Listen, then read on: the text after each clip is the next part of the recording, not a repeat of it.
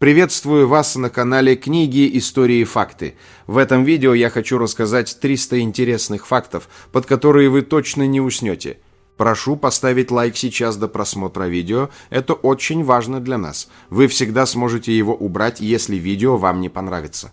Не забывайте, пожалуйста, подписываться на канал, если вы здесь впервые. Включайте все уведомления, чтобы ничего не пропустить, ведь новые работы выходят регулярно каждую неделю. Приятного просмотра. Начнем. 1. Французский врач Эрнест Дюшен обнаружил, что некоторые виды плесени убивают бактерии за 32 года до открытия Флемингом антибиотических свойств пенициллина, но на его исследования научный мир не обратил внимания. 2. Подводный хоккей существует с 1954 года и достаточно популярен для проведения национальных чемпионатов как среди мужчин, так и среди женщин. 3. Идея о том, что машины обретут сознание и вытеснят человечество как доминирующий вид, восходит к 1863 году, ей посвящена статья «Дарвин среди машин» в новозеландской газете. 4. Под Лас-Вегасом есть лабиринт туннелей, в которых живут люди. 5. В 2012 году в дымоходе дома в графстве Суррей нашли останки почтового голубя времен Второй мировой войны, а вместе с ним капсулу с зашифрованным сообщением. Судя по всему, птица погибла во время выполнения задания, и ее сообщение так и не было доставлено адресату.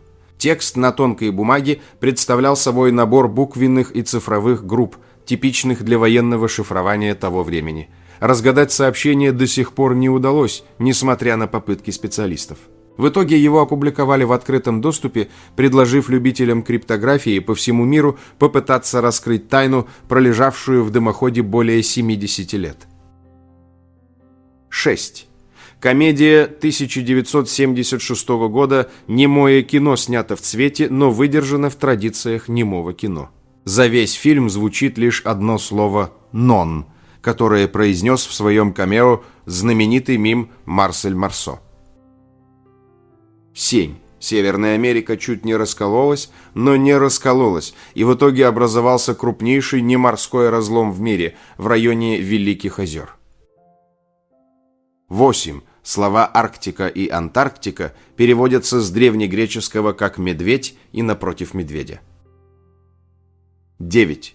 Американский журнал Old Farmer's Almanac, появившийся еще в XVIII веке, быстро стал популярным не только благодаря своим советам и календарям, но и из-за весьма практичной детали. В его углу делали специальное отверстие, чтобы выпуск можно было повесить в туалете и использовать не только для чтения. Такое решение оказалось особенно востребованным, ведь промышленное производство туалетной бумаги в США началось лишь в 1857 году. До этого подобные издания нередко служили сразу двум целям – информационной и вполне бытовой. Интересно, что и сегодня журнал продолжают выпускать с таким отверстием, уже скорее в дань традиции, чем из практической необходимости. 10. Айсберг A23A, до конца 2025 года считавшийся крупнейшим в мире, к настоящему времени полностью растаял. 11. Существуют доказательства того, что кофе оказывает защитный эффект при развитии и прогрессировании заболеваний печени. 12. Лысые гимнобукка с возрастом теряют оперение на голове. 13. Женатые люди, перенесшие операцию по уменьшению желудка и успешно похудевшие, разводятся вдвое чаще остальных. 14. Поэму Франческо Петрарки «Африка» называли шедевром задолго до того, как ее действительно прочитали. В Италии XIV века о ней говорили как о величайшем эпическом произведении своего времени. Образованные круги восхищались одним лишь замыслом – историей о походе Сципиона во Второй Пунической войне, написанной в духе Вергилия. Петрарка лишь подогревал интерес, показывая друзьям отдельные фрагменты и не публикуя текст целиком. Ходили даже слухи, что именно за эту поэму его увенчали лавровым венком на Капитолии в 1341 году, хотя большинство современников ее так и не читали. Но когда поэма все же увидела свет после смерти автора, восторг быстро сменился разочарованием. Читатели, ожидавшие грандиозного эпоса уровня «Энеиды», столкнулись с произведением, которое не оправдало завышенных ожиданий. 15. Стиральная машина была названа величайшим изобретением промышленной революции из-за огромного количества времени, которое она позволяет сэкономить. 16. В 1981 году Виктор Цой, учившийся в Ленинградском ПТУ, был отправлен в колхоз на сбор урожая, где на раскисшем от дождя поле собирал тяжелые серые огурцы, казавшиеся ему совершенно неорганическими. Эти странные впечатления легли в основу песни «Алюминиевые огурцы». 17. Когда Роберт Де Ниро получал итальянское гражданство, он столкнулся с противодействием со стороны итало-американской группы «Сыны Италии», считавшей, что, играя мафиози, Де Ниро портит общественный имидж итальянцев. 18.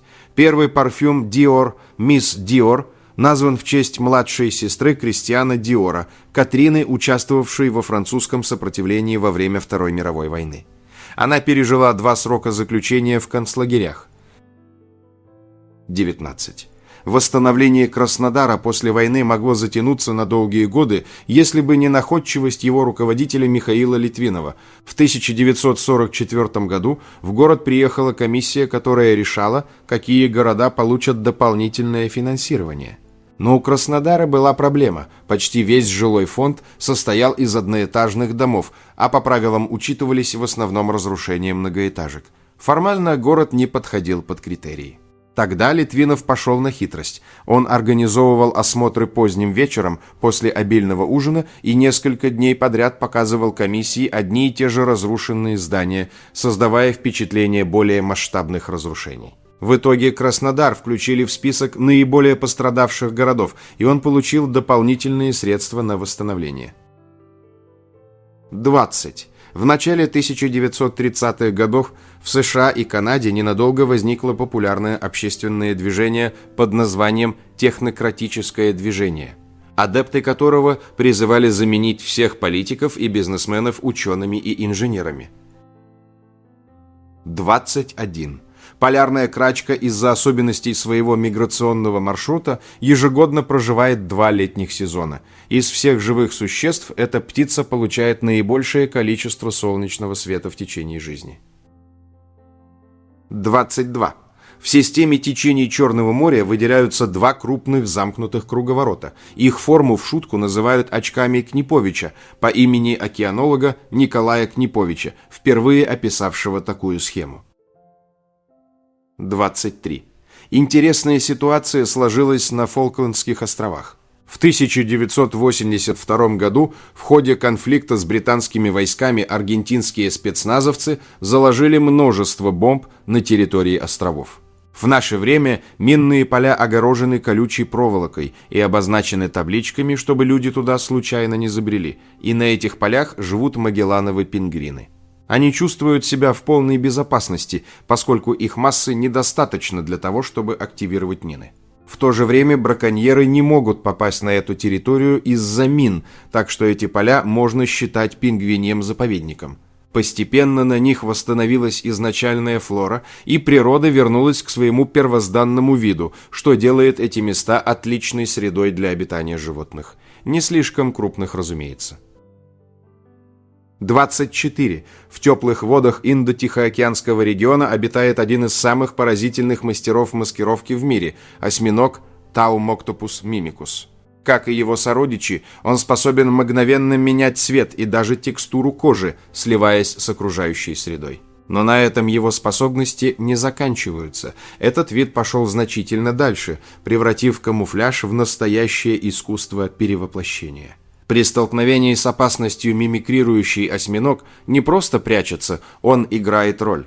Заметив хищника, он буквально копирует внешний вид и поведение других морских существ.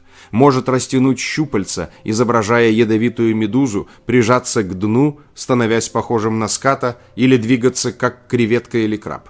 Удивительно, что выбор образа не случайен. Осьминог подбирает именно ту маску, которая лучше всего отпугнет конкретного врага. 25. Борцы сумо живут в среднем 60 лет, что на 20 лет меньше типичной продолжительности жизни японских мужчин. 26. Белые медведи способны утолять жажду, переваривая собственный жир. 27. В 2009 году на орбите Земли впервые в истории столкнулись два спутника. Неработающий российский военный аппарат «Космос-2151» и действующий американский спутник связи «Иридиум-33». На скорости около 11 км в секунду они буквально разлетелись на части, превратившись в облако космического мусора, которое мгновенно распространилось по орбите. Последствия этого удара ощущаются до сих пор. Тысячи обломков продолжают двигаться по орбите Земли, представляя потенциальную угрозу для других спутников и даже Международной космической станции. В 2012 году экипажу МКС пришлось срочно корректировать орбиту, чтобы избежать столкновения с одним из таких фрагментов.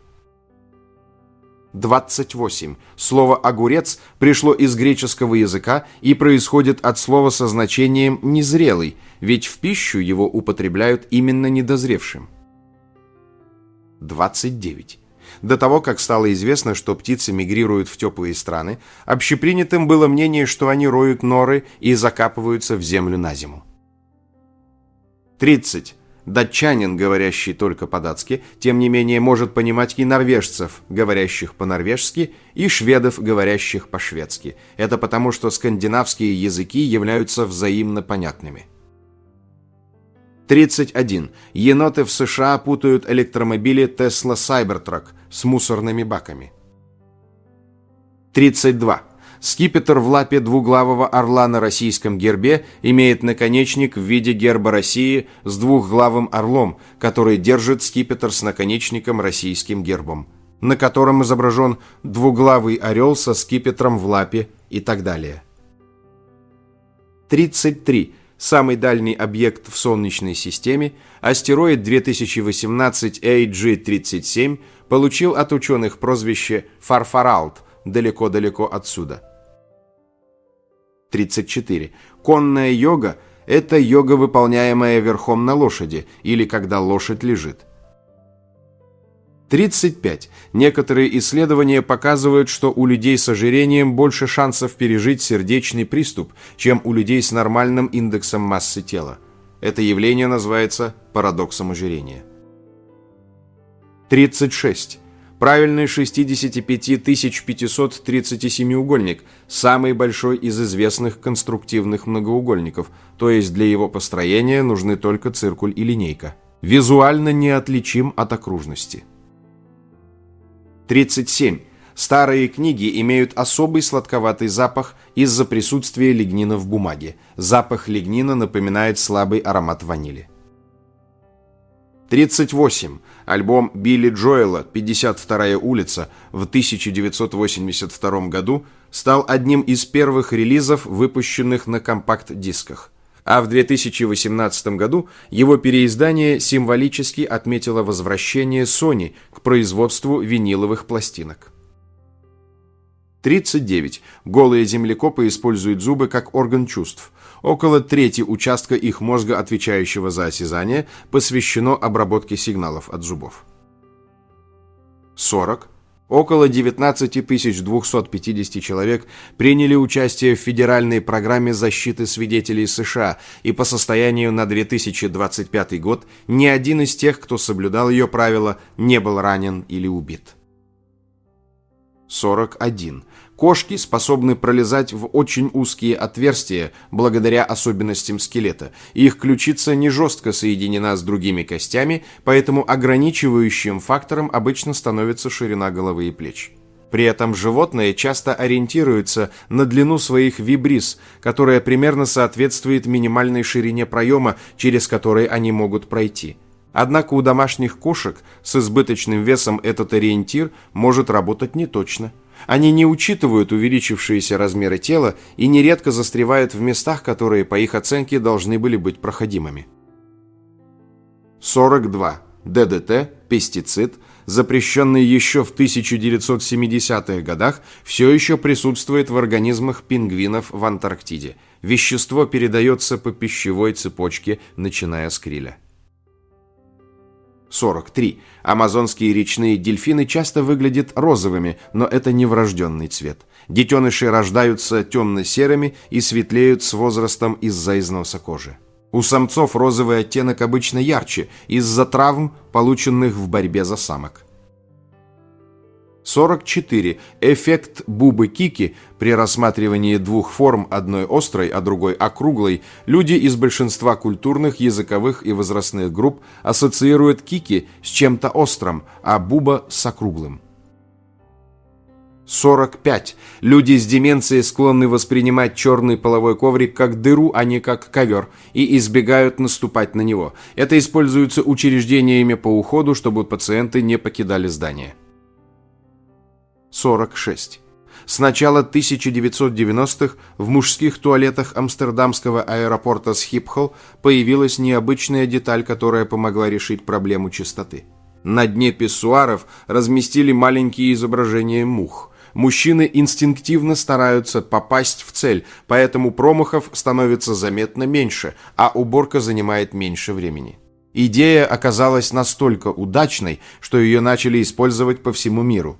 Такие мишени появились в аэропортах и общественных зданиях, а в Луисвиллском университете вместо мух даже размещали логотип конкурирующего университета Кентукки с тем же практическим эффектом. 47. Мозг животного может быть крупным, но содержать относительно небольшое количество нейронов, если сами нейроны огромного размера, как, например, у слона. 48. Эндоэтноним – самоназвание народов, которые, как правило, сильно отличаются от общепринятых в мире названий.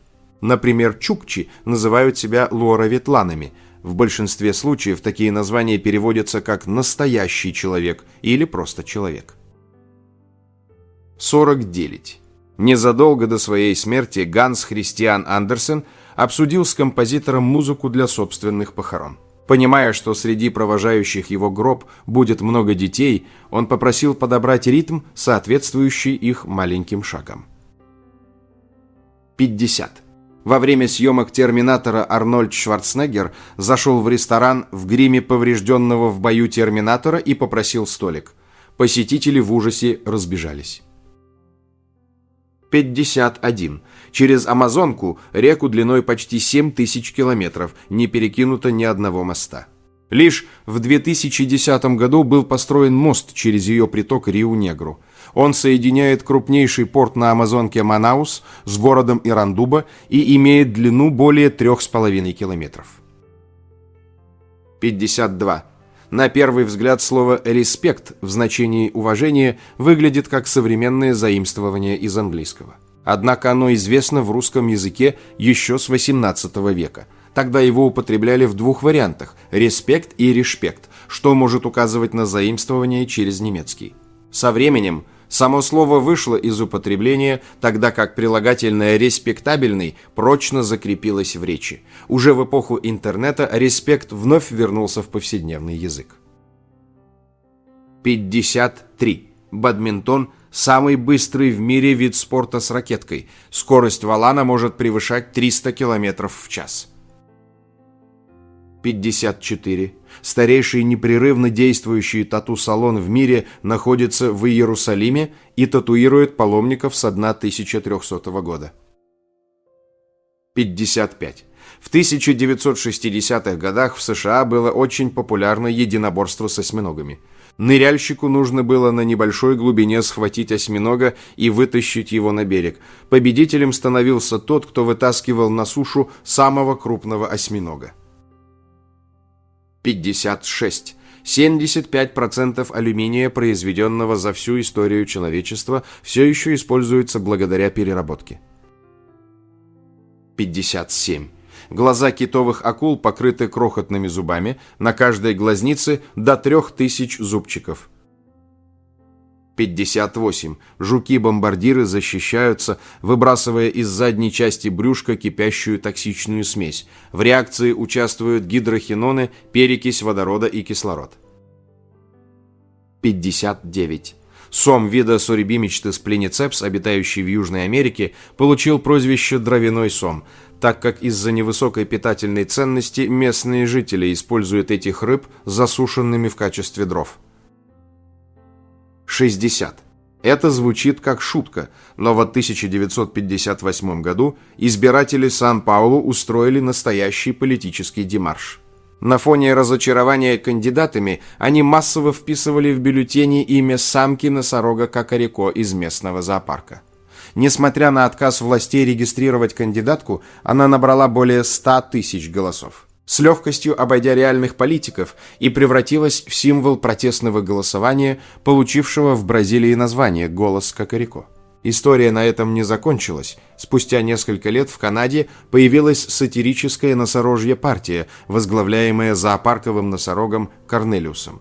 Ее главный лозунг был предельно честным – не выполнять никаких обещаний, а кандидаты десятилетиями выдвигались в парламент с откровенно абсурдными идеями. Побед они так и не добились, но в политическую сатиру вошли прочно. 61. Генри Форд предпочитал пить теплую воду, потому что считал, что организм, согревая холодную воду, тратит энергию впустую. 62. После смерти Курта Кобейна его родной город Абердин изменил свой девиз на «Come as you are» – «Будь самим собой» – песня группы Нирвана. 63. Станислав Лем создал сборник «Абсолютная пустота», где каждый текст – это рецензия на книгу, которая не существует, и написана она от имени вымышленного автора. 64. Существует такое явление, при котором постоянное повторение слова или фразы вызывает временную потерю смысла этой фразы для слушателя. Он начинает воспринимать ее как бессмысленные звуки. Это называется семантическим насыщением. 65.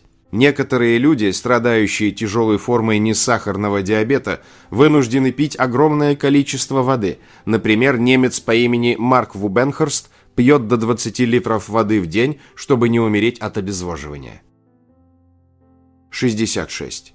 Конституции 7 штатов США – Арканзас, Мэриленд, Миссисипи, Северная Каролина, Южная Каролина, Теннесси, Техас – прямым текстом запрещают атеистам занимать государственные должности. 67. Черви немертины имеют древовидный хобот, при помощи которого они защищаются и охотятся. 68. Если человек регулярно пукает, это говорит о том, что с его пищеварительным трактом все в порядке. 69. У жука под названием дьявольский броненосец удивительно прочный панцирь. Он выдерживает силу до 15 килограммов, что в 39 тысяч раз больше массы самого жука. 70. Толкин трижды брался за продолжение «Властелина колец». Роман под названием «Новая тень», но каждый раз бросал, написав всего несколько страниц. 71. Выражение «шах» и «мат» происходит от персидского «ша-мат», которое, согласно этимологическому словарю Барнхарта, означает «король беспомощен». 72. В США в XIX веке лобстер считался пищей бедняков.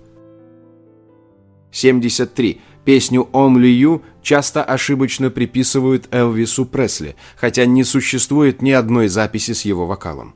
Самой известной остается версия группы The Platters. 74.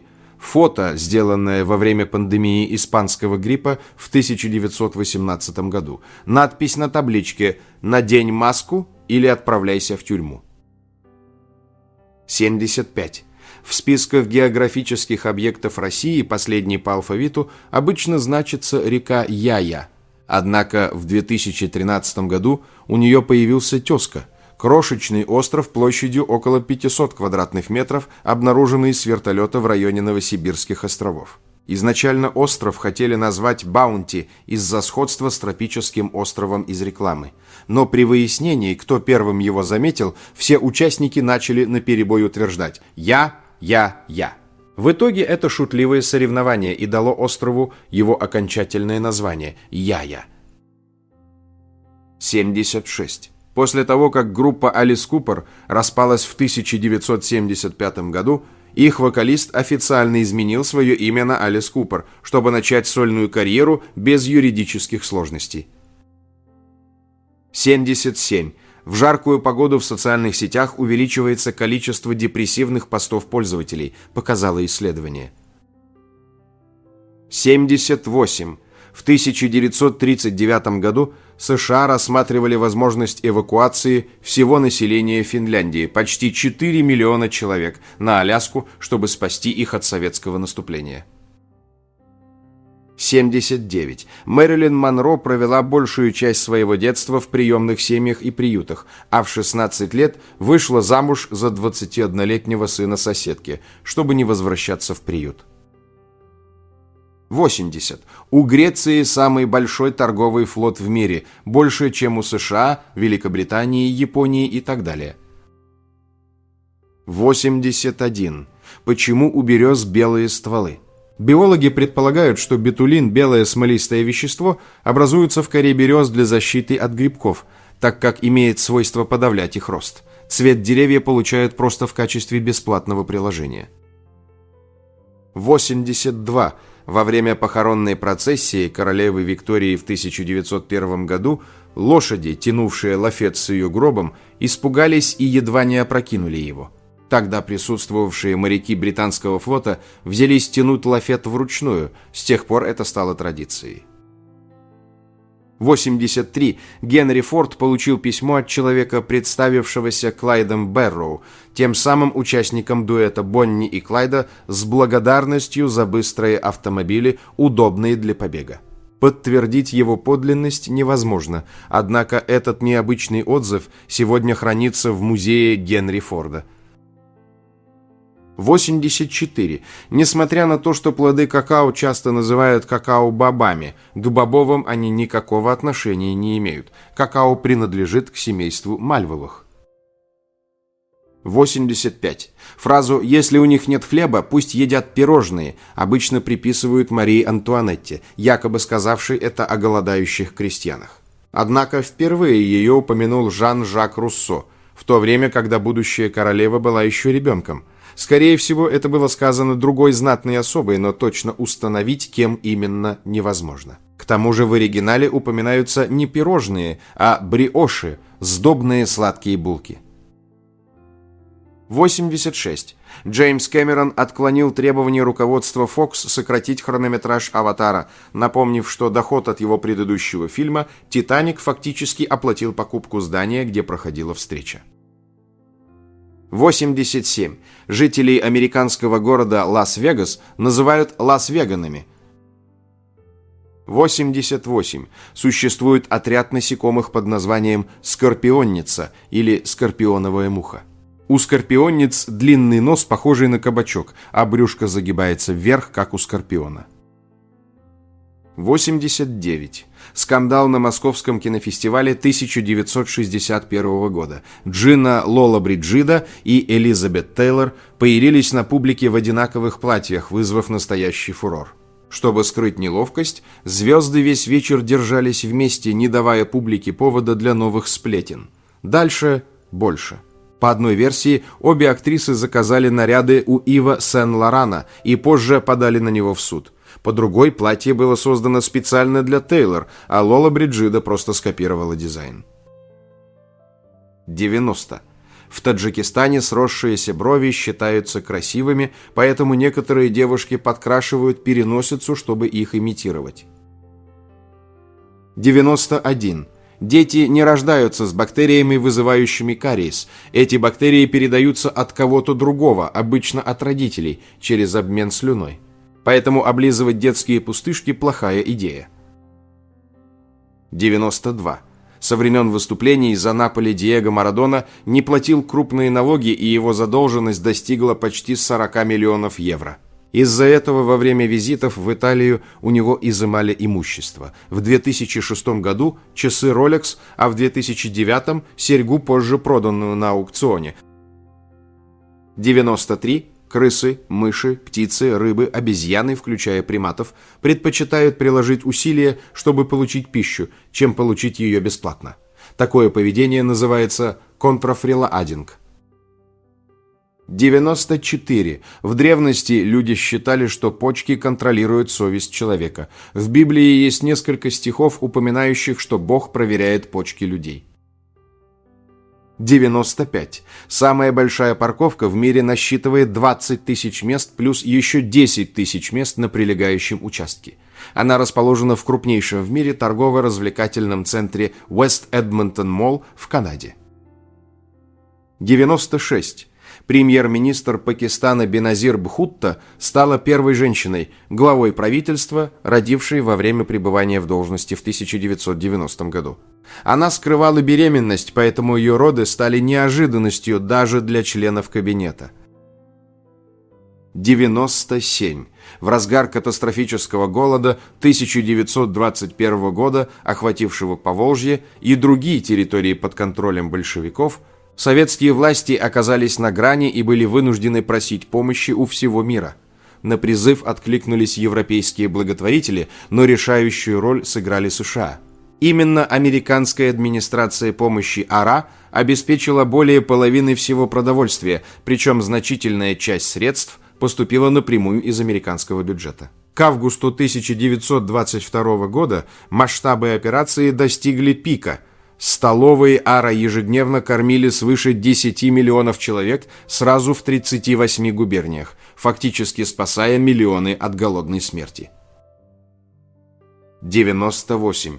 Во время Великой Отечественной войны в Красной армии существовала 28-я резервная армия, где для тяги артиллерии использовали верблюдов. Соединения сформировали в Астрахани в разгар боев за Сталинград. Из-за острой нехватки транспорта и лошадей военные начали отлавливать и приручать диких верблюдов из окрестных степей. Всего задействовали около 350 животных, большинство из которых погибло на фронте. Оставшихся позже перевели в тыловые подразделения, а затем передали в зоопарки. При этом два верблюда, Яшка и Машка, прошли всю войну и вместе с бойцами добрались до Берлина. 99. Хотя видимой Вселенной всего 14 миллиардов лет, ее диаметр составляет 92 миллиарда световых лет. 100. Чак Норрис заявлял, что его не оскорбляют сатирические факты о Чаке Норрисе. Некоторые из них он счел забавными и сказал, что его любимый – тот, где его лицо попытались вырубить на горе Рашмар, но гранит оказался недостаточно твердым для его бороды. 101. Самое снежное место на Земле находится в Японии, в префектуре Аомори и окрестностях, где идут самые сильные снегопады. 102. Порезы бумагой часто ощущаются больнее, чем ножом. Обычно они не глубокие и почти не кровоточат, поэтому нервные окончания остаются открытыми и сильнее реагируют на воздух. Кроме того, шероховатые края бумаги наносят больше микроповреждений, а химические вещества в ее составе усиливают раздражение. Чаще всего такие порезы происходят на кончиках пальцев, где особенно много нервных рецепторов. 103. Астронавты НАСА впервые за 54 года получили полный снимок Земли с борта космического корабля «Орион». На изображении хорошо различим тонкий слой атмосферы.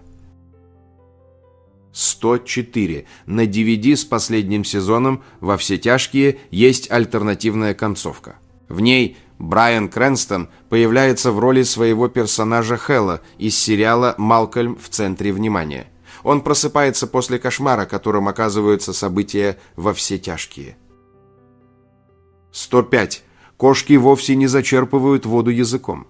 Они лишь касаются поверхности его кончиком и сразу втягивают обратно, создавая тонкий столбик жидкости. Его удерживает баланс гравитации, тянет вниз и инерции толкает вверх.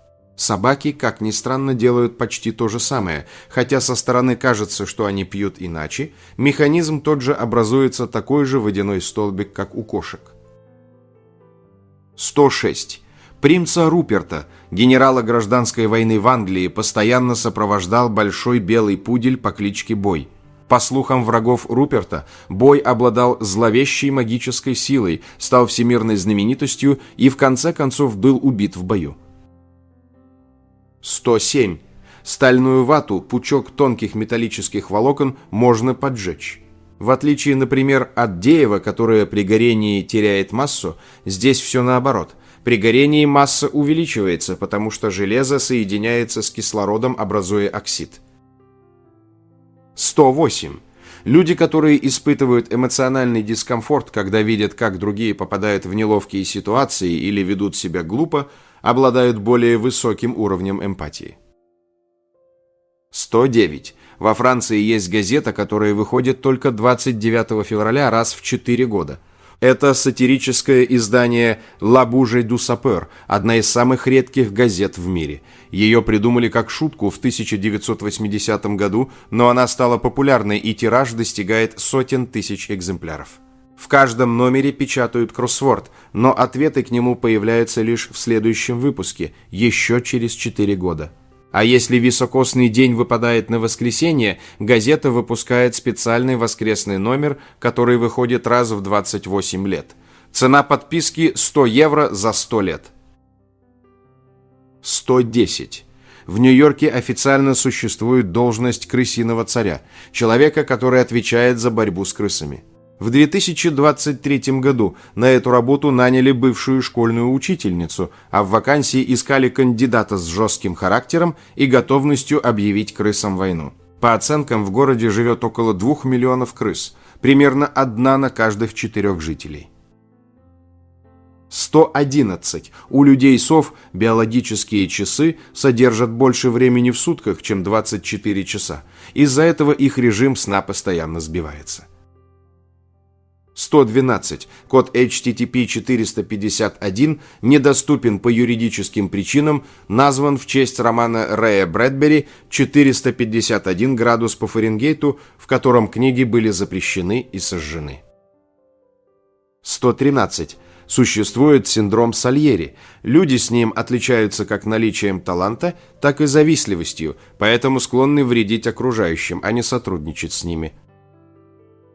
114. Вороны и совы не любят друг друга.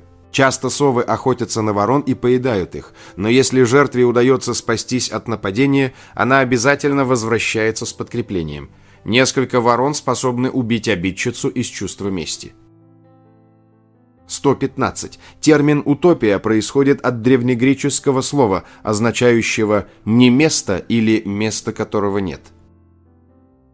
116. По мнению исследователей из Стэнфордского университета, люди, часто использующие ненормативную лексику, в целом честнее тех, кто не употребляет бранных слов. 117. В 2009 году Стивен Хокинг организовал открытую вечеринку для всех, но объявил о ней только после того, как она закончилась. Таким образом, только путешественники во времени могли знать, что эта вечеринка состоится. Никто не пришел. 118. 20-летняя Лариса Савицкая выжила в авиакатастрофе 1981 год, упала с высоты 5 километров и 3 дня ждала спасателей в сибирской тайге. 119. Горизонтальное расположение оси вращения Урана вкупе с его движением вокруг Солнца создает уникальный эффект. Планета как бы катится по орбите. 120. Было отмечено, что между мышлением и походкой существует корреляция.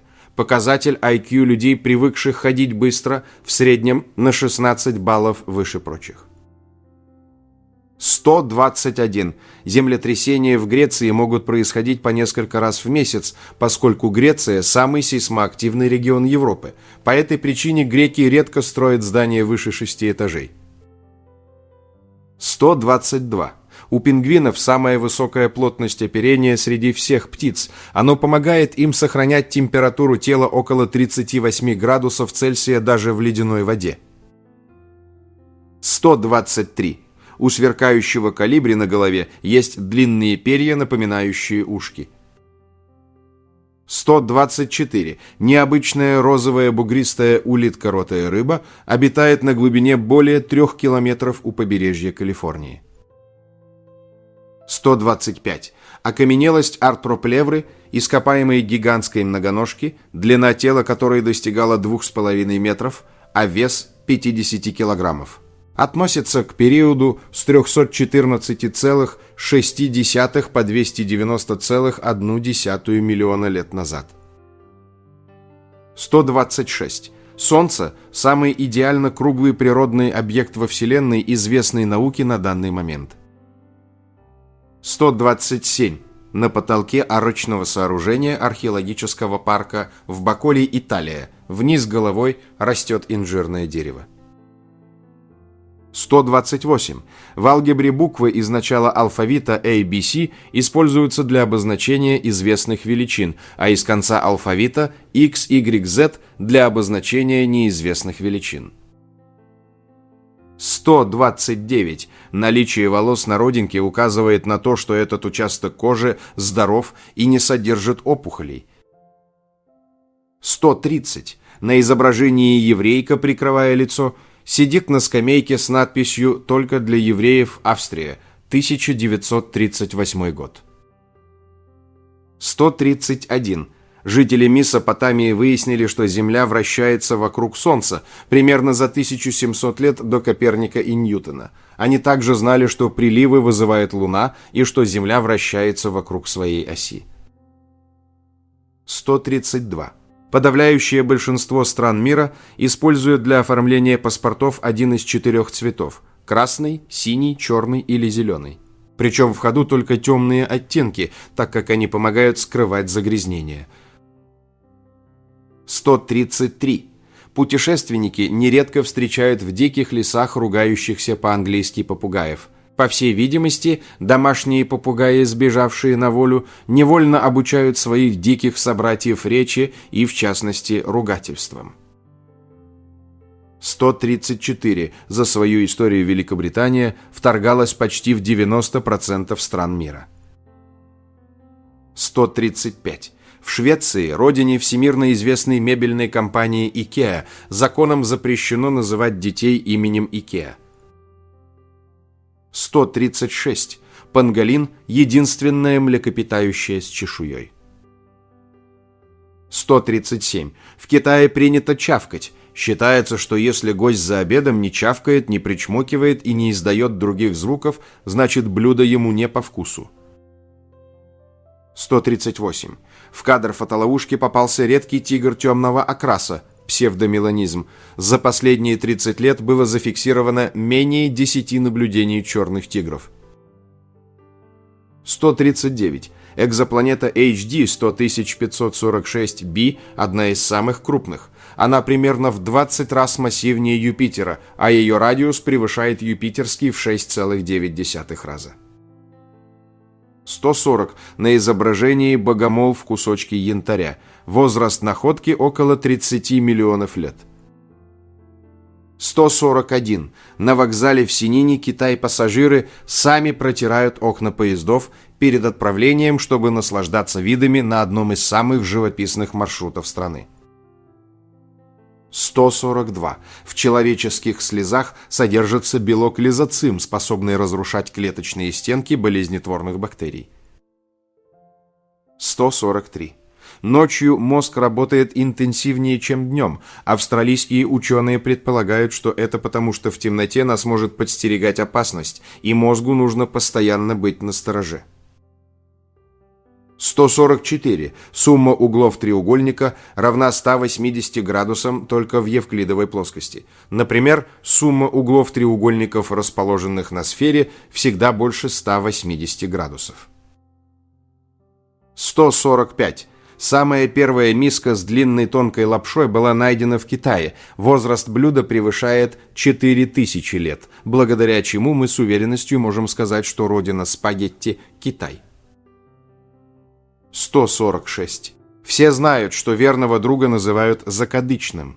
Однако не все в курсе, что происходит этот фразеологизм от фразы «залить закадык», что означает просто употребить горячительное. 147. Зоологи распыляют парфюм Calvin Klein Obsession for Men в фотоловушках, потому что этот аромат привлекает диких кошек и других животных. 148. Гекконы не обязательно прилипают лапками ко всем поверхностям. Они могут включать и выключать липкость по необходимости. 149. Сотрудники посольств Словакии и Словении встречаются раз в месяц для обмена неверно адресованными письмами и посылками. 150. Швейцарские армейские ножи красного цвета для того, чтобы их было проще находить, когда они падают в снег. 151. Невыспавшийся человек съедает в среднем на 400 килокалорий за день больше, чем обычно. 152. Дождевая вода в северном полушарии по-прежнему содержит втрое больше радиоактивного трития, чем в южном из-за испытаний ядерной бомбы в атмосфере, проведенных в 1960-х годах. 153. В Италии и Португалии установка биде в туалете является обязательной с 1975 года.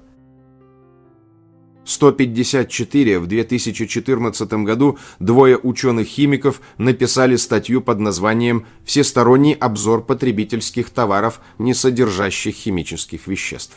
В статье не было ни единого наименования. 155. Прапрапрабабушка Элвиса Пресли была из племени Чероки, но присущие индейцам черты, например, схожий с монголоидами разрез глаз, у него ярко не выражены. 156. В Греции греческий салат называется деревенским, а точнее хорятики, что и переводится как деревенский. Кстати, фету для деревенского салата не режут, а кладут одним куском. 157. Во Франции сахарная вата называется папина борода, а в Греции бабушкины волосы. 158. Губы – одна из самых чувствительных частей нашего тела. Они содержат 100 раз больше нервных окончаний, чем кончики пальцев. 159. Вероятность совпадения отпечатков пальцев двух разных людей составляет 1 к 64 миллиардам. 160. Солнце – звезда третьего поколения. Оно образовалось из остатков звезд первого и второго поколений. 161. Касатка через О и касатка через А – разные виды животных. Касатки через О относятся к дельфинам, а касатки через А – к ласточкам.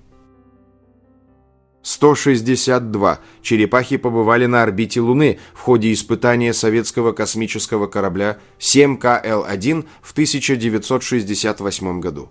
После возвращения на Землю они были активны, много двигались и с аппетитом ели. 163. Микеланджело питался 3 раза в день, в основном рыбой, хлебом и напитком из винограда. Об этом свидетельствуют оставшиеся после него иллюстрированные списки покупок.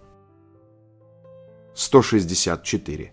В ходе эксперимента было замечено, что при наличии выбора постельные клопы с большей охотой кусают бритые участки кожи человека, чем покрытые волосами. 165. Екатерина II восхищалась практикой прививания и мечтала привить от оспы все население России. 166. Число планет во Вселенной превышает количество секунд, прошедших с момента Большого взрыва. 167. У автора книг о Гарри Поттере, писательницы Джи Кей Роулинг, нет второго имени, ее полное имя Джоан Роулинг, а Джи Кей Роулинг – это псевдоним. 168. Одного взгляда на больного человека достаточно, чтобы ваша иммунная система пришла в действие. 169. Среднестатистический офисный работник тратит впустую в среднем 21,8 часа в неделю. 170. Женщины примерно вдвое чаще, чем мужчины, страдают от тяжелой депрессии. 171. Персонаж Mortal Kombat Нуб Сайбот назван в честь создателей франшизы Эда Буна и Джона Тобиаса, но пишется наоборот. 172. Сельди обладают хорошим слухом и общаются друг с другом при помощи пуканья. 173. Фигуристы могут выполнить не более 7 элементов в воздухе за одно выступление. Число прыжков ограничено правилами. Более того, правила регламентируют и технику исполнения этих прыжков. Они могут быть только определенных видов. 174. Крепость кофе – маркетинговый термин. В любом кофе сорта арабика одно и то же количество кофеина от 1,2 до 1,5%, у робусты от 2,2 до 2,7%. Вкус зависит от помола, обжарки и способа приготовления. 175. Если бы у Земли не было Луны, наш день длился бы всего 6 часов. 176. Из 900 миллионов собак, насчитывающихся по всему миру, около 80% бегают без всякого надзора. В эту группу включаются как бродячие и бездомные псы, так и деревенские и дикие. 177. Официальная позиция правительства Новой Зеландии: животные, подпадающие под действие закона о защите животных, признаются разумными и обладающими чувствами. Жестокое обращение с ними является уголовным преступлением. 178. Это фотография поверхности Луны высокого разрешения, сделанная НАСА, на которой отчетливо видны следы посадки миссии Аполлон-11. 179. День русского языка отмечают 6 июня, в день рождения Александра Пушкина, а Международный день грамотности 8 сентября, в день рождения его жены Натальи Гончаровой. 180. Голуби, как и вороны, хорошо разбирают человеческие лица. К тому же у них отличная память, так что они способны разозлиться и обидеться, и проявлять агрессию к конкретному человеку. 181. Люди с лишним весом хуже чувствуют вкус. 182. Вы можете посмотреть сквозь матовое стекло, наклеив на него прозрачный скотч. Правда, это сработает, если стекло матовое с одной стороны, а не с обеих. 183. В Японии популярны салоны, в которых клиентам чистят уши. Большинство посетителей таких салонов – мужчины. Во время проведения процедуры клиенты так расслабляются, что засыпают.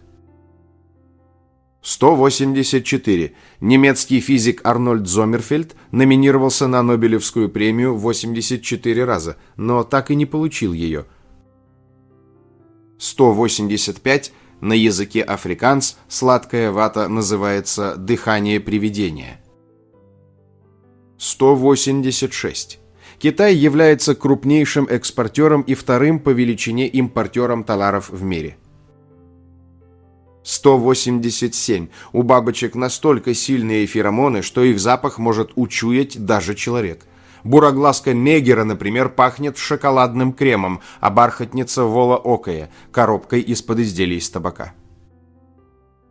188. В китайском городе Гуанчжоу родители, расстроенные своими детьми, ругают их так: «Лучше бы мы вместо тебя родили свинину-гриль». Фраза происходит из 1950-х годов, когда это блюдо считалось деликатесом. 189. Идеально ровный ритм сердца – опасный симптом. Он говорит о полном исчерпании адаптационных ресурсов, и любая дополнительная нагрузка может стать фатальной. 190. Сидение у огня способствует снижению кровяного давления, выяснило исследование. 191. В настоящее время коренные американцы получают перья для создания головных уборов и проведения церемоний из Национального хранилища орлов США, где мертвых орлов и беркутов обрабатывают специально для этих целей. 192. Поле зрения акулы-молота 360 градусов по вертикали, что позволяет ей видеть все, что происходит под и над ней. 193. Майкл Джексон настолько боялся своего отца, проявлявшего строгость вплоть до жестокости к своим детям, что одно появление отца в поле зрения Майкла могло спровоцировать у певца приступ рвоты или обморок. 194. С 2010 года многие школы США исключили обучение навыку скорописания из своей учебной программы. 195. В некоторых культурах улыбка человека считается признаком отсутствия ума. 196. Мы называем орех грецким, потому что в Россию этот продукт попал через Византию. Однако древние греки называли его персидским орехом, поскольку он происходит из Азии. 197. Тесты IQ измеряют уровень интеллекта по сравнению с другими людьми. Если все общество целиком вдруг поглупеет или поумнеет, результаты теста не изменятся.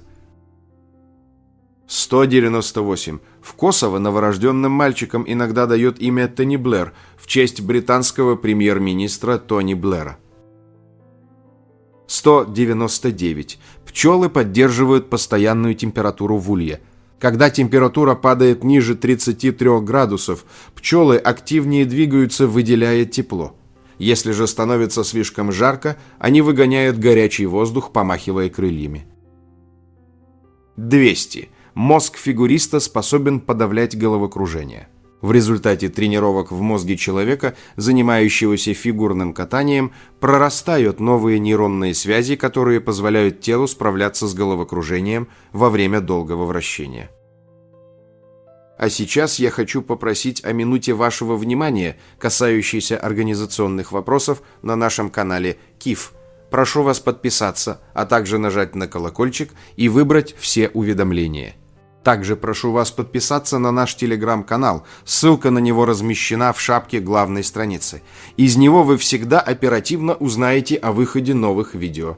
И только там мы регулярно публикуем материалы, которые никогда не будут размещены на YouTube из-за жестких правил площадки. Эти два пункта очень важны для развития канала, и прошу вас прислушаться к моей просьбе. Обращаю ваше внимание, что, как и всегда, в конце видео вас ждет очень интересный бонусный факт для всех досмотревших этот ролик до конца, который вам наверняка неизвестен.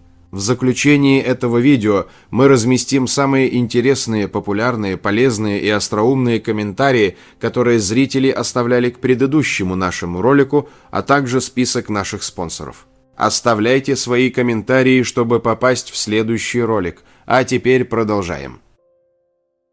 201. Склонность видеть несуществующие взаимосвязи называется апофения. Люди, у которых апофения, видят в обычных вещах некие знаки и связывают никак не связанные события в один событийный ряд. 202. Эйнштейн ненавидел носить носки. В письме своей жене великий физик признавался, что причина, по которой он перестал носить носки, заключается в его большом пальце, который всегда стремится вырваться из плена и проделывает для этой цели дырку. 203. Фраза «Шарашкина контора» произошла от слова «шарань», которое в диалекте означает «жулье». Изначально Шарашкиной конторой называли учреждение отпетых обманщиков и жуликов, но со временем ее значение трансформировалось и стало обозначать несерьезную организацию. 204. Ваш вес на Луне составляет 16,5% от вашего веса на Земле. 205. Темная сторона Луны на самом деле бирюзовая. 206. В гипермаркетах, помимо камер, есть охранники, переодетые в обычную одежду. Они ходят по магазину и, если замечают подозрительных личностей, сигнализируют о них охранникам за камерами, чтобы те понаблюдали. 207. Когда Джордж Оруэлл работал диктором на радио BBC, ему приходилось принимать участие в затяжных, скучных планерках, которые проходили в кабинете 101. Позже он дал этот номер комнате пыток в романе 1984. 208. Ложные воспоминания называются парамнезией. Часто парамнезиями являются наши детские воспоминания. Из-за переоценки, произошедшей во взрослом возрасте, мы иначе смотрим на свое прошлое. 209. В Германии разрешено водить машину без одежды, но если такой водитель покинет автомобиль, придется платить штраф за появление на улице без одежды. 210. У саентологов тоже есть крест. Его 8 концов обозначают 8 динамик человеческого существования, включая стремление к духовному и божественному выживанию. Символ не связан с распятием Христа. 211. Аристотель считал, что сердце, а не мозг, является центром мыслей, чувств и эмоций, а мозг служит лишь для охлаждения крови. 212. Кецалькаатль – одно из крупнейших летающих животных в истории Земли, достигавшее высоты жирафа и размаха крыльев до 12 метров. 213. При умножении четного числа на 6 результат оканчивается той же цифрой, что и само четное число.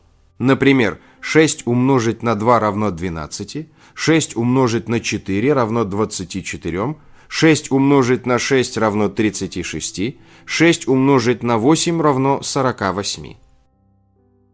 214. У немцев есть утренняя поговорка «Доброе утро, мои заботы». По-немецки она звучит в рифму «Guten Morgen, meine Sorgen». 215. Гражданская война в Албании 1997 года началась из-за крушения сети финансовых пирамид, в результате которого население лишилось вкладов на сумму от 1,5 до 2 миллиардов долларов. 216. Во время Второй мировой войны союзные войска сбросили на Германию более 2 миллионов 700 тысяч тонн бомб, причем примерно 10% из них не сработали. Не разорвавшиеся бомбы время от времени находят и обезвреживают. 217. Древние жители Месопотамии верили, что боги создали людей, чтобы те работали и кормили их, пока они пируют в честь своих славных побед. 218. Язык – самая быстро заживающая часть тела, потому что слюна способствует заживлению ран. 219. Эра, в которую мы живем, называется Голоцен, человеческая эра, берущая начало в 10-м тысячелетии до нашей эры. 220. Калифорнийская земляная кукушка, дорожный бегун, бегает со скоростью до 42 км в час, используя хвост для руления.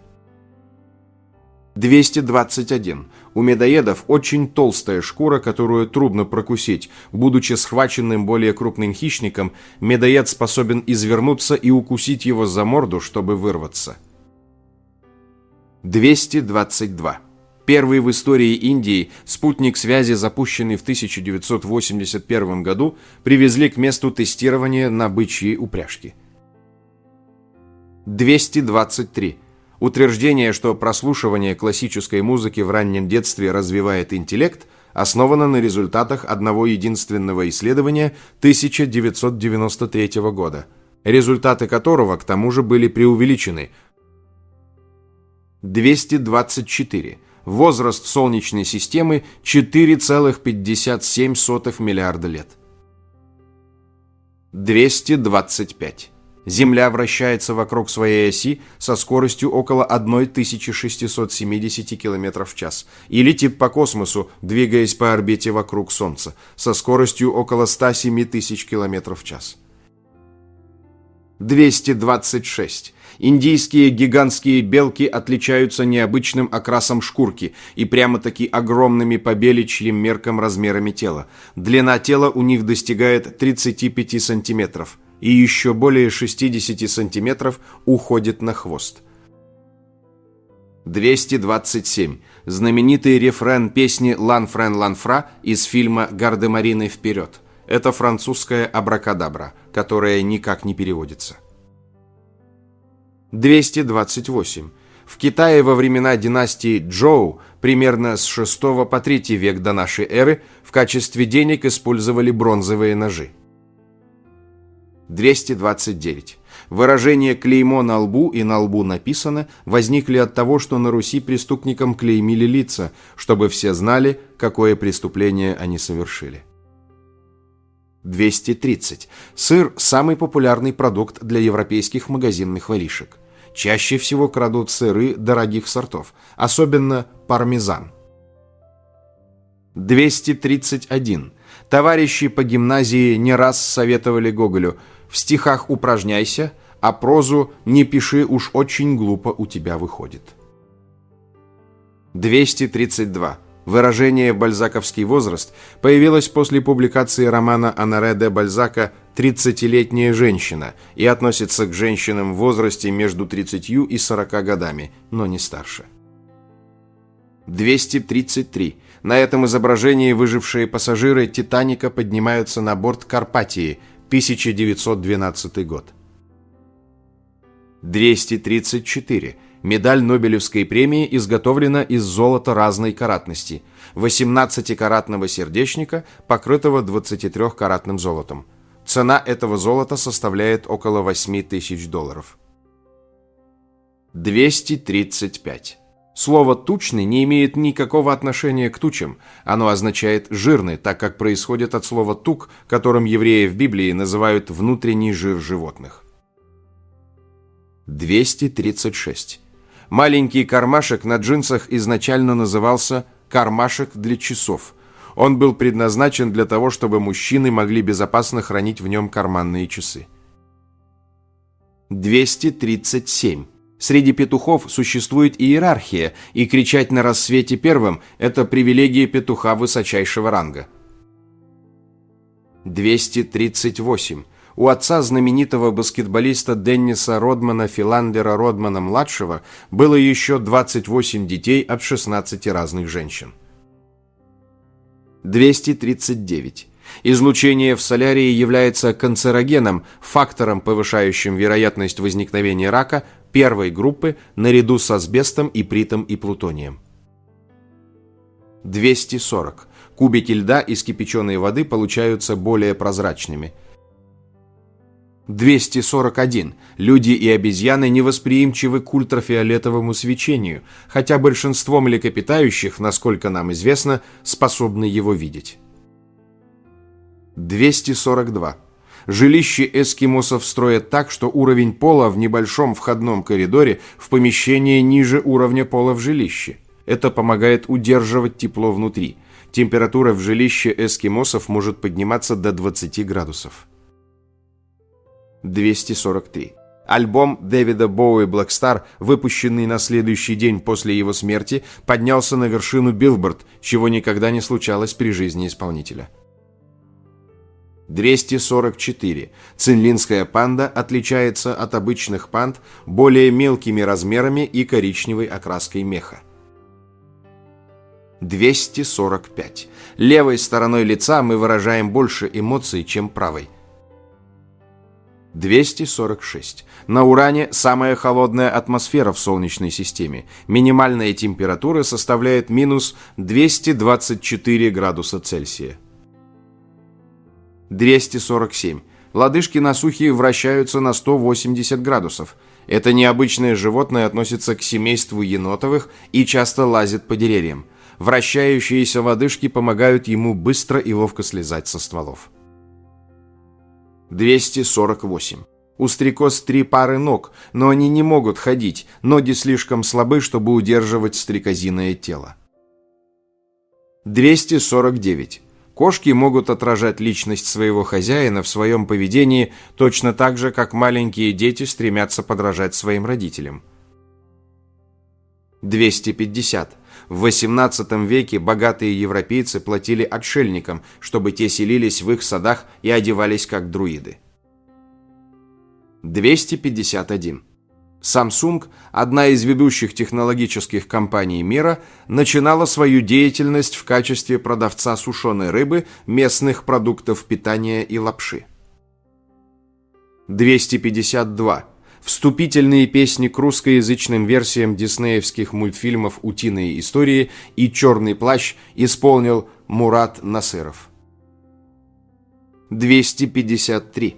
Исследования показали, что туго завязанные галстуки снижают кровоток в голову на 7,5%, что фактически означает легкое кислородное голодание головного мозга. 254. Во многих штатах США по закону запрещено сушить одежду на улице, но на этот запрет, как правило, закрывают глаза. 255. Самый результативный игрок NBA Карим Абдул-Джабар за всю свою карьеру в NBA сделал всего один удачный трехочковый бросок. 256. Волосы на голове и волосы бороды стареют с разной скоростью, поскольку за этот процесс отвечают разные гены. 257. Словосочетание «сделано в Китае» во всем мире ассоциируется с плохим качеством товара. Поэтому производители хитрят, заменяя Китай на менее очевидное КНР – Made in PRC. 258. В состоянии стресса тело человека производит больше ушной серы. 259. Акнестис – область спины между лопатками, до которой сложнее всего дотянуться рукой. 260. Пауки вида Багира киплинги – настоящие милашки. Основу их рациона составляют не насекомые, как у других видов, а лиственные растения. 261. Дочь Григория Распутина сбежала в США и стала укротительницей львов. Позже Мария Распутина написала мемуары о своем отце и его отношениях с семьей Николая II, представив в них Распутина безгрешным святым человеком. 262. Согласно древней традиции, все лебеди в Великобритании принадлежат лично монарху, поэтому ведется строгий учет этих птиц. Лебедей Темзы пересчитывают ежегодно. 263. Испанское слово «эспосос» имеет два значения – наручники и жены.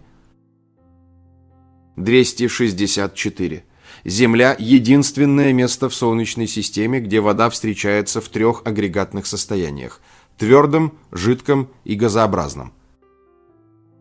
265. На изображении хвост целурозавра в кусочке янтаря с сохранившимися перьями.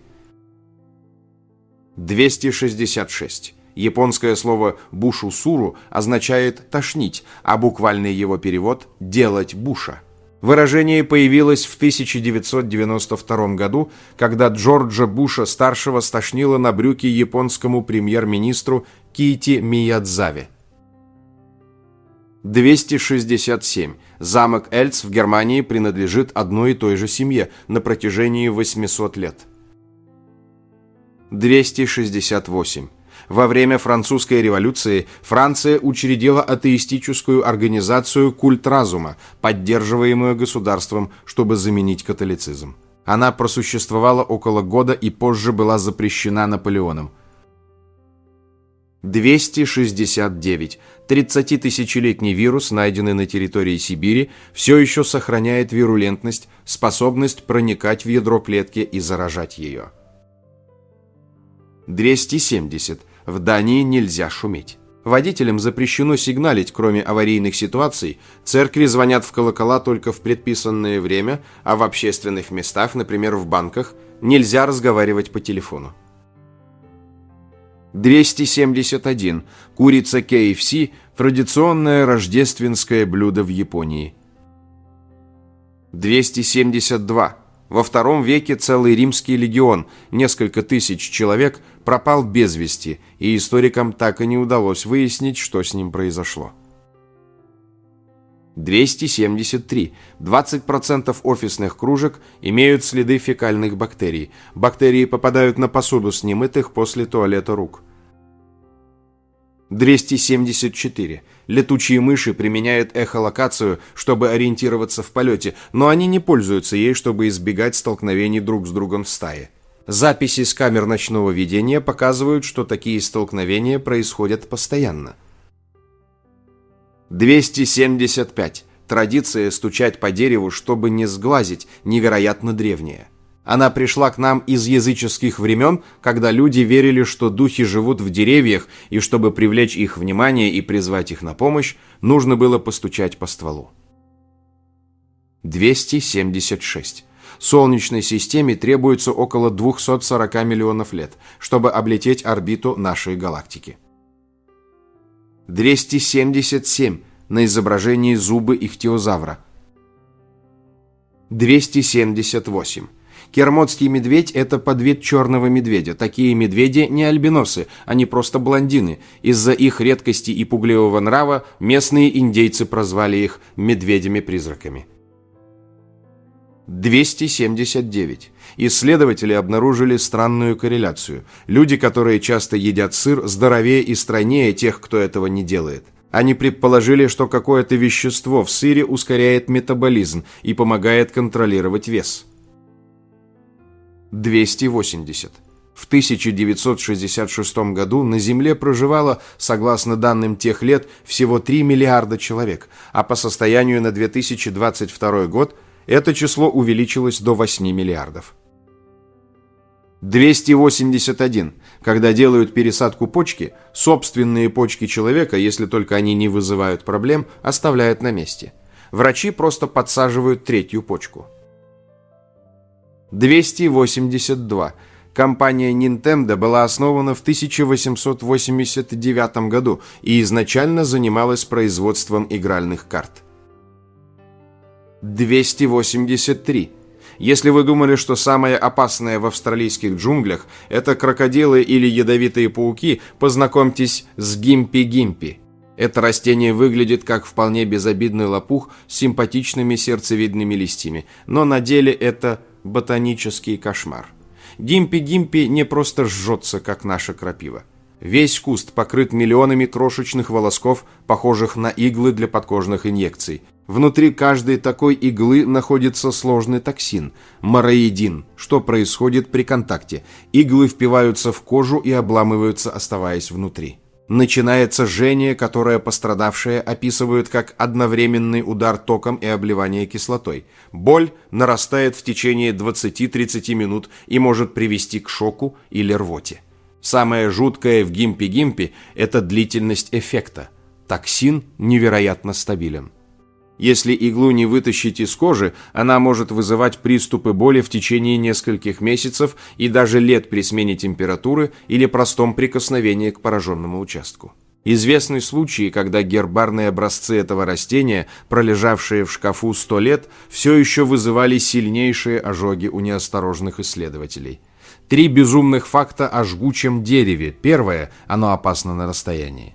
Если вы будете просто стоять рядом и рубить гимпи-гимпи мачете, в воздух взлетят тысячи микроскопических волосков. Вдыхание этой, так сказать, пыли вызывает кровотечение из носа, сильнейшую аллергию и бесконечный кашель. Второе. Несмотря на свою токсичность, гимпи-гимпи плодоносят ярко-розовыми ягодами. Говорят, они съедобные и даже вкусные, если аккуратно, очень аккуратно очистить их от всех жгучих волосков. Но стоит ли оно того? Третье. Единственное спасение – эпиляция. Традиционные мази не помогают. Лучший способ избавиться от игл – нанести на пораженное место полоски для восковой эпиляции и выдрать их вместе с волосками растения. В австралийских лесах Квинсленда часто можно встретить предупреждающие знаки «Берегитесь гимпи-гимпи». Местные жители знают, если вы случайно использовали этот лист в качестве туалетной бумаги, а такие истории, увы, зафиксированы, последствия будут настолько мучительными, что жизнь разделится на «до» и «после». 284. Перед вами легендарный Наримицу Адати, самый крупный меч, когда-либо выкованный в Японии. Его длина достигает 3,77 метра, а вес – 14,5 килограмма. Этот колосс был создан в 15 веке мастером Асофуна Хиромицу, знаменитым кузнецом эпохи Мурамати. Меч настолько огромен, что вряд ли предназначался для боя. Считается, что он был ритуальным оружием, символом силы, использовавшимся для подношений храмам, или как оберег. Но есть и другое мнение. Адати могли изготавливать как воинские трофеи или подношения богам, чтобы подчеркнуть мощь клана. 285. Французская мебель XIX века умела быть остроумной, и это кресло тому подтверждение. Конфидант – двухместное кресло змеевидной формы, в котором 2 человека сидят достаточно близко, чтобы вести тихую беседу, но общий подлокотник между ними служит ненавязчивым барьером против лишнего физического контакта. Никакого стола между собеседниками, только доверительная дистанция и хорошая акустика. Позже появилась 3-местная версия «Нескромность». Третье сиденье предназначалось для гувернантки или наблюдателя, чья задача состояла в том, чтобы следить за разговором, официально ради приличий. Неофициально, ради информации. И здесь мебель из светской превращалась в политическую. Во времена Второй Французской империи Наполеон III раздавал подобные кресла министрам и придворным, намеренно поощряя культуру взаимного подслушивания. Сесть в такое кресло означало оказаться в разговоре, который слышит кто-то третий. Предмет для интимной беседы стал инструментом контроля. Элегантный, обитый бархатом, с гнутыми ножками. Французы умели превращать слежку в искусство. 286. На первый взгляд выглядит, что кто-то разложил по земле цветочные венки. Но это одно из уникальных растений Австралии, лехинультия крупноцветковая, в дикой природе растет на песчаных и гравийных почвах в Западной Австралии. Вырастает до 1 метра в диаметре и 15 сантиметров в высоту. Свитки-венки пока не удалось культивировать, хотя и были такие попытки. Есть лишь эпизодические случаи, когда выращивали их из семян, но для этого нужно точно воспроизвести условия выращивания и поливать дождевой водой. Этим растениям очень не нравится городская вода с хлором, и им не нравятся фосфорные удобрения. 287. Эта пара прожила 73 года вместе. Когда 94-летняя Хелен Ауэр сделала свой последний вздох, ее муж Джо наклонился над ней, чтобы поцеловать ее на прощание. Столетний мужчина прошептал: «Хелен, позови меня домой». Несколько часов спустя Джо умер. У этой пары из Цинциннати, Огайо, была поистине уникальная привязанность друг к другу. Их 10 детей всегда знали, что Джо не сможет долго протянуть без своей Хелен. Ауэры, чей брак длился 73 года, прошли через Великую депрессию и Вторую мировую войну вместе. Будучи на войне, еще в 1944 году Джо поместил фото Хелен и 2 их первых детей в карман. Это фото пролежало в его бумажнике все эти годы. Его нашли там после смерти Джо и похоронят вместе с ним. Дети Ауэров помнят их мать любящей и веселой. Она была тем, что все эти годы держала их семью вместе. Джо был сдержанным и глубоко верующим человеком, который верил, что их с Хелен дети – это подарок от Бога. Ауэры всегда смеялись. Даже на своих последних совместных фотографиях они улыбаются. Младший сын Джерри, которому уже 58 лет, говорит, что его родители работали над своими отношениями, несмотря на расстояние и финансовые трудности. Он говорит, они были скромными и простыми людьми. Они не просили ничего и взамен получили все. Мои родители являются образцом для подражания. Их отношения заслуживают уважения. Джо был прав, он был благословлен свыше. Эта пара увидела рождение своих 16 внуков, 29 правнуков и 1 праправнука. Похороны Джо и Хелен было решено провести в той же церкви, где они венчались много десятков лет назад. 288. Сестры Дибаба из Эфиопии – самая быстрая семья на планете. Они единственные сестры в истории, которые одновременно имеют в активе 4 золотые олимпийские медали, 2 серебряные, 3 бронзовые медали, 15 выигранных чемпионатов мира и несколько мировых рекордов. Самая титулованная – Тирунеш Дибаба в центре. Она легкоатлетка и специализируется в беге на длинные дистанции. Взяла 3 олимпийских золота в забеге на 10 тысяч метров и 5 тысяч метров. В 2015 году родила ребенка, и ей пришлось сделать перерыв в выступлениях. Удивительно, но Тирунеш занялась легкой атлетикой в 14 лет. Это поздно для спортсмена, если цель не заниматься для себя, а претендовать на олимпийские награды. Кроме генетики плюсом, послужила география. Сестры родились в высокогорной местности, в детстве часто ходили вверх-вниз по горам, где и наработали феноменальную выносливость, так нужную для длинных дистанций. Остальные девушки также предпочитают длинные дистанции, от 1500 метров до марафонской. 289. Гигант, забытый временем, дерево Туле. Представьте себе, что вы стоите перед живым гигантом, таким огромным, таким древним. Он видел, как возникали империи, как падали цивилизации, и все же он все еще существует. Глубоко укоренившись в земле, нетронутый прошедшими веками, он тянется к небу, безмолвный страж более чем 2000-летней истории. Это Эль-Арболь-дель-Туле, легендарный кипарис Ахуэте в Санта-Мария-дель-Туле, Мексика. Одно из самых широких деревьев на Земле, его ствол достигает поразительных 10 метров в длину. Его полная окружность составляет 54 метра, что шире многих городских улиц. Он взмывает более чем на 40 метров в высоту. Его лиственная крона простирается на 170 футов в ширину, отбрасывая тени на поколения, которые приходили полюбоваться его искривленной корой и древней грацией. Говорят, если присмотреться, то сучья и складки его коры откроют скрытые формы, лица, существа истории, высеченные самим временем. 290. В 1913 году 19-летний студент Терри Уильямс увидел, что его сестра Мейбл наносит на ресницы смесь угольной пыли и вазелина, чтобы ресницы стали более темными. Терри подошел к проблеме творчески, заменив угольную пыль сажей более мелкой фракции. В 1915 году Терри основал компанию по производству туши Maybelline Mabel Plus Vaseline. 291. В маленькой пекарне в Испании время закрытия не означает конца ее цели.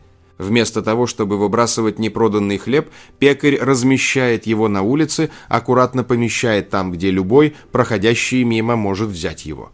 Нет ни знаков, ни вопросов, ни ожиданий, только тихое понимание того, что еда должна доходить до тех, кто в ней нуждается. К утру хлеб обычно уходит, найдя дорогу к тому, кто больше всего в нем нуждался. 292. Это не яблоко из сказки. Оно просто пережило слишком много ультрафиолета. Черный бриллиант – один из самых странных сортов яблок. Снаружи почти черно-фиолетовый, внутри обычный белый. Растет в высокогорном районе Нинчи в Тибете, на высоте больше 3,5 километров. Там жесткий ультрафиолет и сильные перепады между теплым днем и холодной ночью. Из-за этого в кожуре накапливаются пигменты, и яблоко темнеет до цвета баклажана. Внутри же это совершенно нормальное яблоко. Между тем, ценится оно дорого, от 500 до 1500 рублей за штуку. Продают его больше не как просто фрукт, а как люксовую диковинку. Почему оно дорогое? Потому что фермеру с ним мороки больше, чем радости.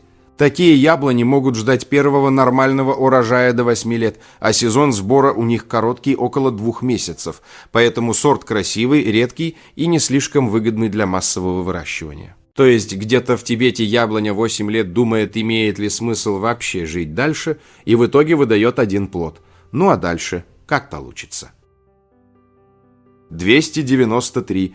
Почему томатный сок кажется вкуснее в самолете, чем на земле? Если вам всегда казалось, что в самолете томатный сок вкуснее, чем на земле, вам не казалось. Это действительно так. Дело в том, что на высоте 10 тысяч метров, где обычно и летают самолеты, восприятие вкусов изменяется из-за пониженного давления. Сладкие и соленые вкусы становятся на 30% менее насыщенными. На этом фоне вкус умами, основной вкус томатного сока, становится более ярким, почти деликатесным.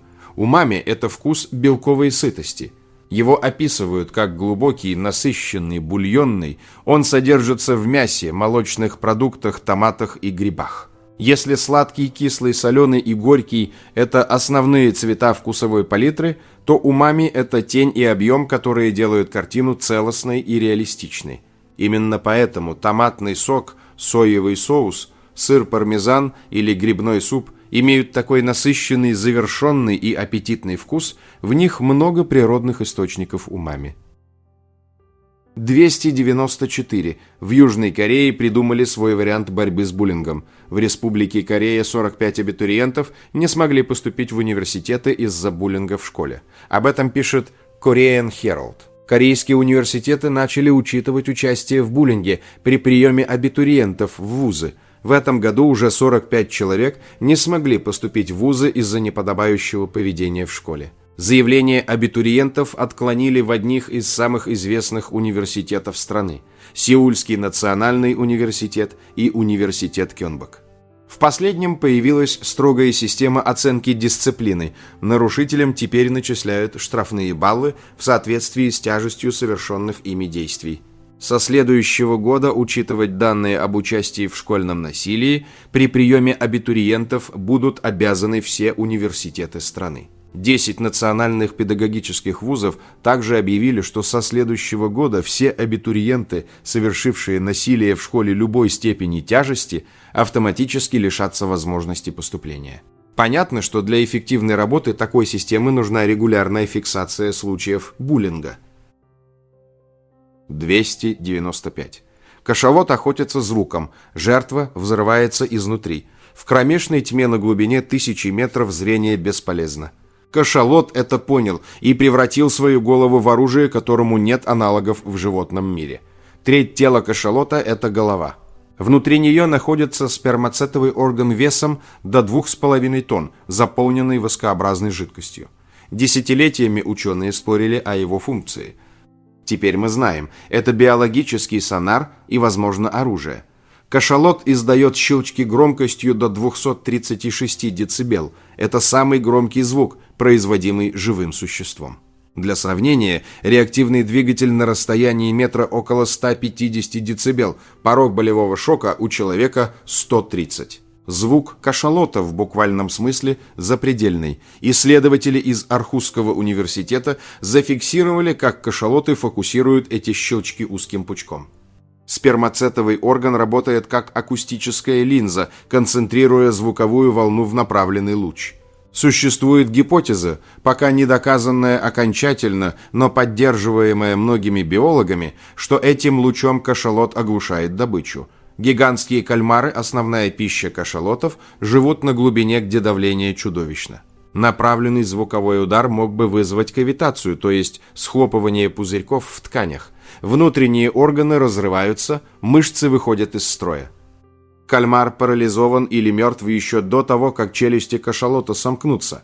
Дайверы, оказывавшиеся рядом с кашалотом во время его сканирования, описывали ощущение, будто их внутренности вибрируют. Один исследователь сравнил это с ударом в грудную клетку, а он находился в стороне, не в фокусе луча. Самый большой зубатый хищник на планете не гоняется за добычей в глубине. Он направляет на нее голову и включает звук.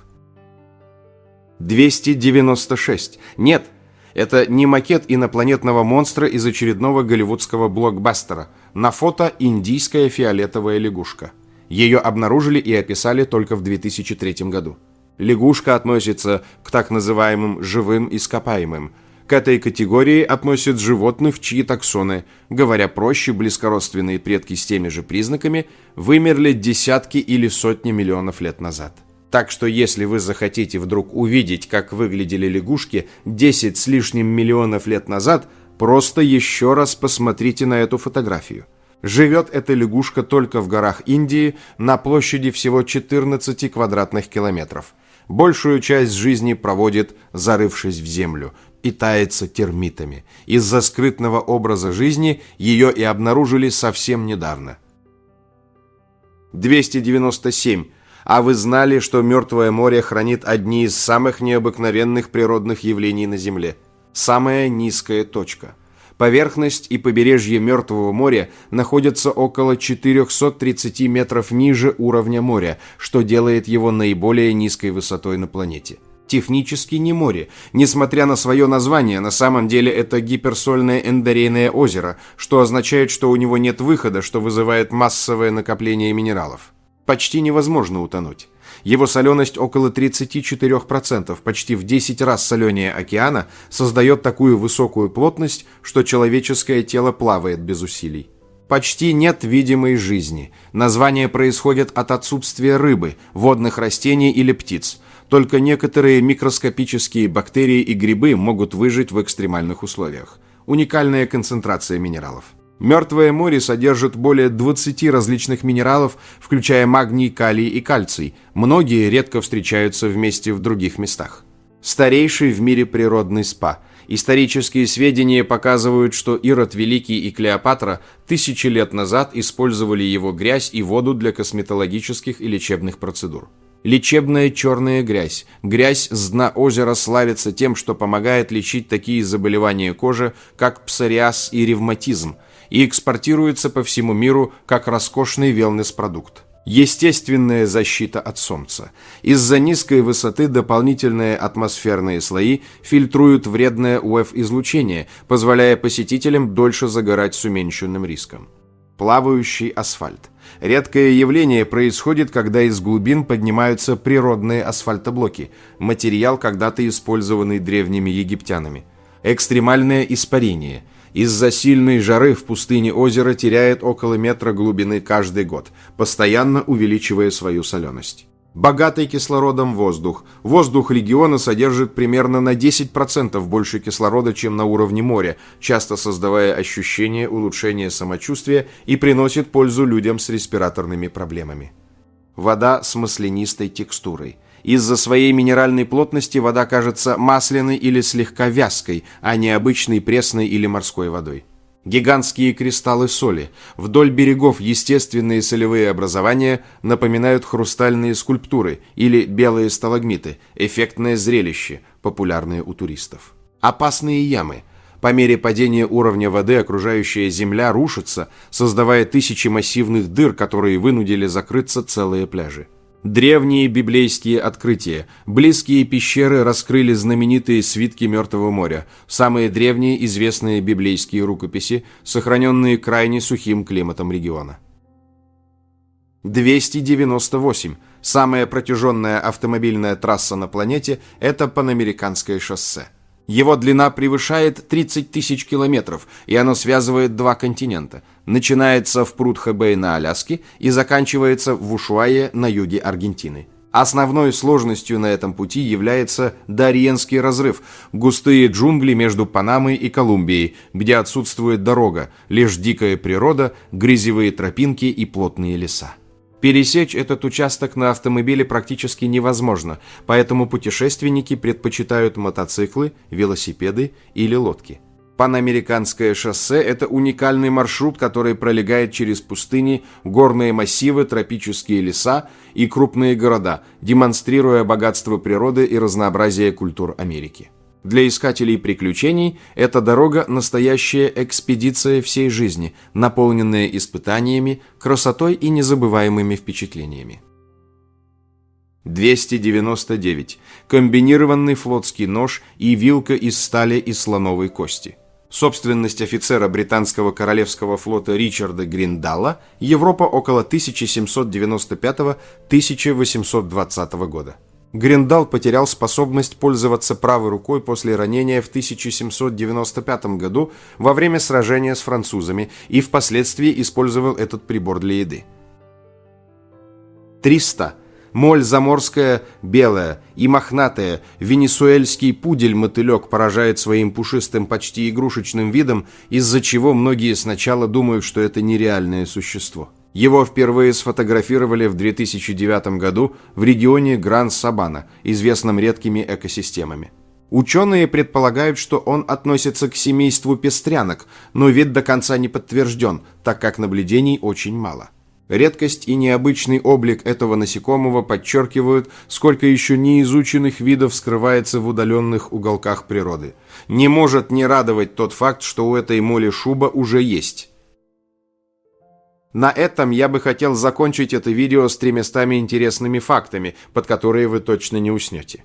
Ну и уже по традиции для всех досмотревших этот ролик до конца предлагаю узнать бонусный факт. Фотограф каждый вечер проводил по несколько часов на станциях лондонской подземки, чтобы поймать нужный кадр. В итоге ему удалось запечатлеть драку двух мышей за крошку, которую обронил пассажир. Сама сцена длилась меньше секунды, снимок получил приз зрительских симпатий. Вот такими у нас получились 300 интересных фактов, под которые вы точно не уснете. На экране вы можете увидеть несколько комментариев из предыдущего ролика. Надеемся, вам понравился материал, который мы собрали для вас. Оставляйте комментарии, ставьте лайки, делитесь своим мнением о ролике, предлагайте темы, которые вы хотели бы услышать в новых видео. Все это очень важно для нас и позволяет продолжать радовать вас новыми. Надеемся, еще более интересными видео. Отдельно хочу поблагодарить всех зрителей, поддержавших наш канал материально в это непростое время. Их имена вы можете увидеть на экране вашего устройства прямо сейчас и в описании ролика.